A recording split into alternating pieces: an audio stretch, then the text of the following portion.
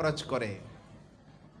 আল্লাহ রসুল বলছেন কিছু মানুষ আছে যারা দুনিয়াতে এই মাল ও সম্পদ অন্যায়ভাবে এদিক ওদিক খরচ করে। যারা এরকম অন্যায়ভাবে এদিক ওদিক খরচ করবে, আল্লাহ রসুল সাল্লাল্লাহু আলাইহি ওয়াসাল্লাম বলছেন ফালাহুমুন নারু ইয়াউমাল কিয়ামাহ, তাহলে সে ব্যক্তির জন্য কিয়ামতের দিনে জাহান্নামের শাস্তি আছে। আপনার টাকা আছে বলে যাই মন তাই করবেন? টাকা আছে বলে লটারির ওই যা কিছু আছে, এটা লটারির ব্যান্ডেল পাওয়া যায় না, এটা কিনে নেবেন? টাকা আছে বলে জুয়ার আসরে বসে যাবেন? টাকা আছে বলে কাউকে ঘুষ দিবেন? টাকা আছে বলে সুদ খাবেন? টাকা আছে বলে আর কিছু করবেন? রাসূল করিম সাল্লাল্লাহু আলাইহি সাল্লামের এই হাদিস মনে রাখবেন।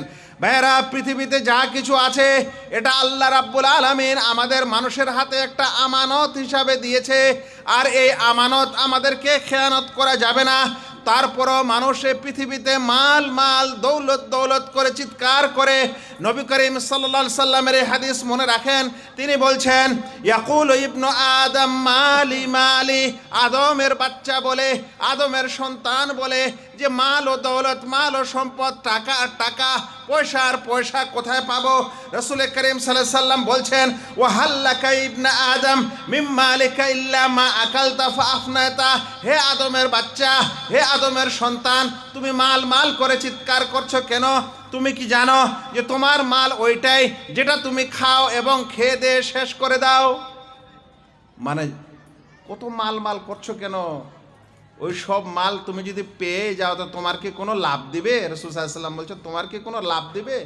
লাভ ওইটাই দিবে যেটা খেয়েছো, খাওয়ার পর মলমূত্র হয়ে দুনিয়াতে বের হয়ে চলে গেছে, ওইটা লাভ দিল, কারণ পেটে গেছে। আপনার শরীরে খাওয়ার সময় স্বাদ পেয়েছেন। হ্যাঁ, আজকাল ফাস্ট ফুড খুব খাচ্ছে মানুষ, বলছে এই মোটা ভাত আর এই ডাল ভাত আর আলু বেগুন ভালো লাগে না। তাহলে কি বলছে, একটু মোড়ে যেতে হবে। কোন মোড়ে? তো বলছে ওই যে নাগর মোড়ে একটা ফাস্ট ফুডের বার্গারের দোকান হয়েছে, আর না হলে কি বলে ওই চাইনিজ। বলছেন না না, এগুলো এরা বানাতে পারে না, একটু আমাদের রায়গঞ্জে যেতে হবে। হ্যাঁ, যাওয়ার পর একদম টাকা পয়সা নিয়ে ওগুলো এখন খুব মজা মজা করে খাচ্ছেন। বলছেন এই যে খাচ্ছেন কি না, যা টাকা পয়সা হয়েছে দিয়েছে আল্লাহ তাআলা, ওই যে খাচ্ছেন, ওই যে স্বাদটা পাচ্ছেন, পেটে গেল, ও যে আরও কিছু আপনার লাভ দিল, এটাই আপনার লাভ। তারপরে বলছেন হে আদমের সন্তান, তুমি মাল মাল, সম্পদ সম্পদ, টাকা পয়সা করতেই থাকো।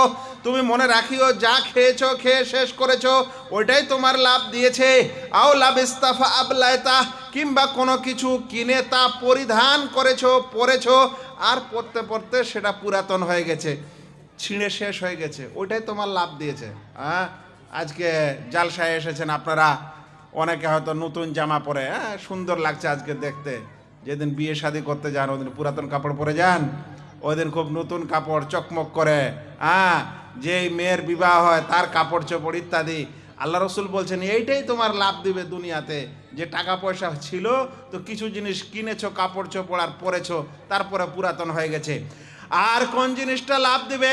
রাসূল করিম সাল্লাল্লাহু আলাইহি সাল্লাম বলছেন আও তাসাদদাকতা ফা আমদাইতা, কিংবা কোনো কিছু দান করেছো যেটা তুমি এই দুনিয়া ছাড়ার আগেই এই দুনিয়াতে দিয়েছো, সেটাই তোমার কাজে দিবে। এই যে যেটা দিলেন আজকে, এটাই কাজে দিবে।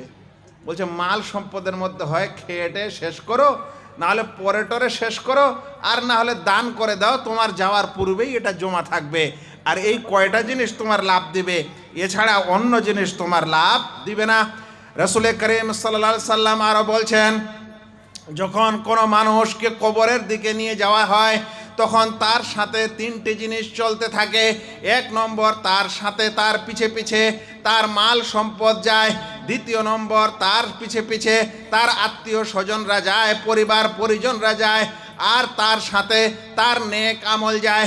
আল্লাহ রাসূল সাল্লাল্লাহু আলাইহি সাল্লাম বলছেন, যখন কবরে রাখা হবে, কবর দেওয়া শেষ হবে, তখন দুটি জিনিস ফিরে চলে আসবে আর একটি জিনিস থেকে যাবে। যেই দুটি জিনিস ফিরে আসবে সেটা হলো এক নম্বর, তার মাল ও সম্পদ। ভাই বলেন তো, যদি আপনি দুনিয়াতে খুব খেটে দিল্লি বোম্বাই থেকে নিয়ে একদম সৌদি আরব পর্যন্ত খেটে খুঁটে যদি আপনি 10 বিঘা জমি করেন, আর এই মোড়ে যদি আপনি 10 কাঠা জমি করেন, কবরের যাওয়ার সময় কি আপনার 1 শতক মাটি আপনার কবরে কেউ লাগিয়ে দিবে? না, 1 শতক মাটির উপর আপনার কবরটা হলে আপনার কিছু লাভ আছে? না 1 বিঘার উপর করলে কোনো লাভ আছে? না আপনার ব্যাংক ব্যালেন্স থেকে বাড়ি থেকে 500 টাকার একটা বান্ডেল ওখানে রেখে দিলে আপনার কোনো লাভ আছে? কবরে যখন আপনার যেতে হবে, আল্লাহ রাসূল সাল্লাল্লাহু আলাইহি ওয়াসাল্লাম বলছেন যে তার মাল সম্পদ যা ছিল দুনিয়াতে ওগুলো আর কাজে দেবে না, সব ফিরে চলে আসবে। আর ফিরে আসবে তার পরিবার পরিজনেরা, ভাইয়েরা মারা গেছে, আপনার লাশটা পড়ে আছে, পরিবারের মানুষেরা বলবে যে না।